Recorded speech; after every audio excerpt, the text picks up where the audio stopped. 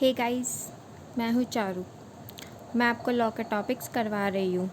आगे बढ़ने से पहले चैनल को सब्सक्राइब ज़रूर कर लीजिए और बेल आइकन को दबाना ना भूलें। गाइस, हमारे हिंदू लॉ के Hindu marriage act, Hindu adoptions and maintenance act, Hindu minority and guardianship act, ये तीनों एक्ट कंप्लीट हो चुके हैं। अगर आपने अभी तक मेरी प्रीवियस वीडियोस नहीं देखी हैं तो आप चैनल की हिंदू लॉ की प्लेलिस्ट में ये सब एक्ट्स वीडियोस की हेल्प से पढ़ सकते हैं। सारी वीडियोस बिल्कुल सीरीज़ वाइज आपको हिंदू लॉ की प्लेलिस्ट में मिल जाएगी।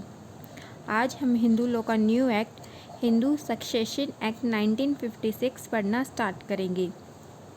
हिंदू सक्सेशन एक्ट 1956 17 जून 1956 में इन्फोर्स में आया था।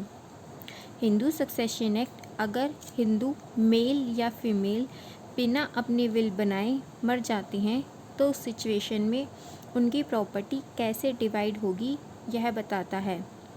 अगर मेल या फीमेल अपनी विल बना कर गए हैं तो उस केस में यह एक्ट अप्लाई नहीं होगा। उस हिंदू की प्रॉपर्टी उसकी विल के अकॉर्डिंग ही डिवाइड होगी। आज की फैमिलीज़ में बढ़ते इश्यूज़ जिनकी वजह से फैमिली डिस्प्यूट्स हो जाते हैं और कभी कभी फैमिली सेपरेट भी रहने लग जाती है, उन प्रॉब्लम्स को डील करने के लिए इस एक्ट की ज़रूरत पड़ी। यह act Mitakshara and Dayabhaga school, ये दोनों हिंदूज़ के स्कूल हैं जिनके बारे में हम डिटेल में आगे की वीडियोज़ में पढ़ेंगे, पर अप्लाई होता है।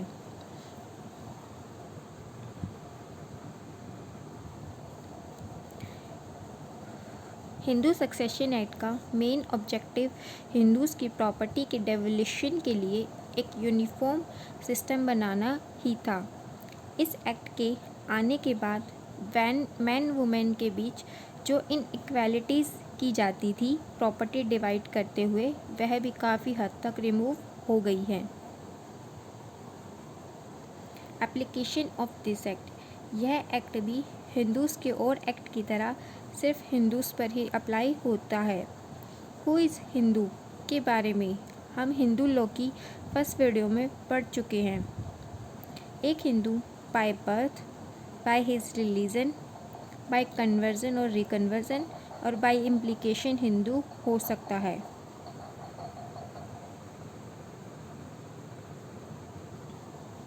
पर हिंदू मैरिज एक्ट और Hindu minority and guardianship act में बाय इम्प्लीकेशन हिंदू होने के लिए दो कंडीशंस दी गई हैं।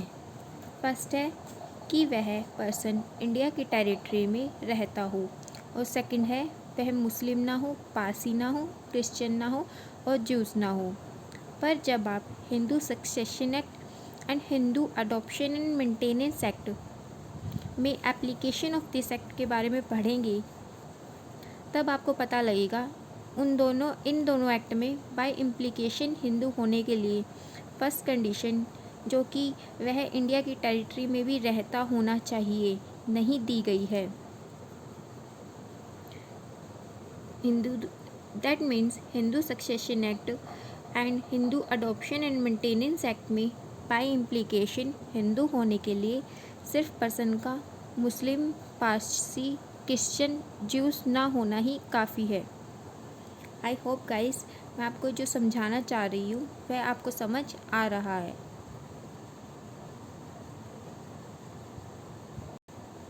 अभी हम हिंदू सक्सेशन एक्ट की इम्पॉर्टेंट डेफिनेशंस पढ़ेंगे। Section 3 definitions and interpretation clause. Section 3 clause A में एग्नेट की डेफिनेशन दी गई है जिसके अकॉर्डिंग एक पर्सन दूसरे का एग्नेट होगा अगर वह बाय ब्लड या by adoption wholly through males उससे रिलेटेड हो तो एग्नेट रिलेशन हम मेल एंड फीमेल दोनों के साथ देख सकते हैं। इसमें हम फर्स्ट एंड लास्ट पर्सन को नहीं देखते, वह मेल और फीमेल कोई भी हो सकते हैं, पर बीच के पर्सन सब मेल होने चाहिए, वो भी by blood and by adoption से रिलेटेड एग्नेट देखने के लिए। फॉर एग्जांपल, मैं अगर अपनी फ्रेंड के साथ अपना रिलेशन देखूंगी तो वह मुझसे ब्लड और अडॉप्शन से रिलेटेड नहीं है, तो वह मेरी एग्नेट नहीं हो सकती। सेकंड एग्जांपल है फादर्स ब्रदर डॉटर। अगर मैं अपने फादर का उनकी भतीजी के साथ रिलेशन देखूं तो बीच में उनके भाई होंगे, क्योंकि मेरे फादर की भतीजी उनसे रिलेटेड उनके भाई की वजह से है। उनके भाई एक मेल है, तो वह एग्नेट होंगे आपस में। मेरे फादर एंड उनकी भतीजी आपस में एग्नेट होंगे। एग्नेट रिलेशन हम सिर्फ बाय ब्लड और बाय अडॉप्शन में ही देख सकते हैं, बाय मैरिज में नहीं। अगर कोई मैरिज की वजह से आपसे जुड़ा है तो वह एग्नेट में नहीं आएंगे। एग्नेट में असेंडेंट्स जैसे father, grandfather, grandfather, high so ever, और डिसेंडेंट्स जैसे सन और collaterals like uncle, brother etcetera, ये सब आते हैं। सेकेंड डेफिनेशन है सेक्शन 3 क्लोज सी, कॉग्नेट की डेफिनेशन। एक पर्सन दूसरे का कॉग्नेट होगा अगर वह आपस में बाय ब्लड और बाय अडॉप्शन आपस में जुड़े हैं, but not wholly through males. That means cognate देखने के लिए बीच में फीमेल मेंबर भी आ सकती है। फॉर एग्जाम्पल फादर्स सिस्टर सन, इसमें फादर की सिस्टर बीच में है जो कि एक फीमेल है।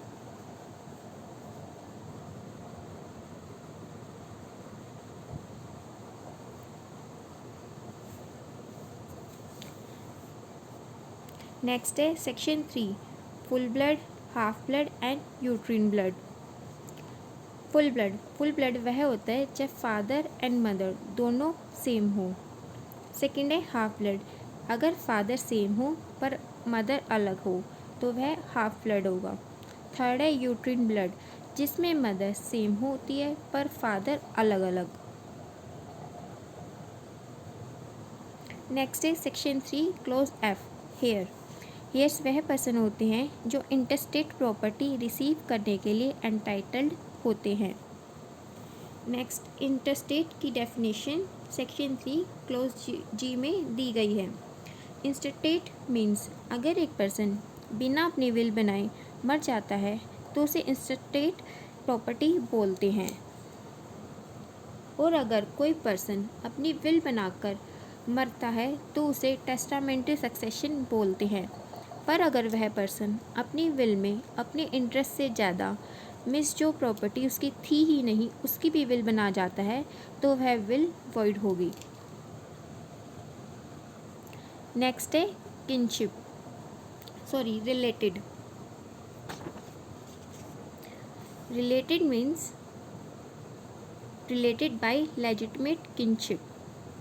Kinship means related relationship by blood bye adoption. Illegitimate child को फादर से रिलेटेड नहीं माना जाता, वह सिर्फ मदर से रिलेटेड माना जाता है। उस इलेजिटिमेट चाइल्ड के डिसेंडेंट्स भी उसकी मदर से ही रिलेटेड माने जाते हैं। डेट मीन्स वह इलेजिटिमेट चाइल्ड फादर का हेयर नहीं बन सकता। गाइस इम्पॉर्टेंट डेफिनेशन सिर्फ इतनी थी। आज के लिए इतना ही। आई होप आपको सब समझ आया हो। अगर आपका कोई क्वेश्चन हो या कोई डाउट हो तो आप मुझसे कमेंट बॉक्स में पूछ सकते हैं। कल हम हिंदू जॉइंट फैमिली के बारे में पढ़ेंगे।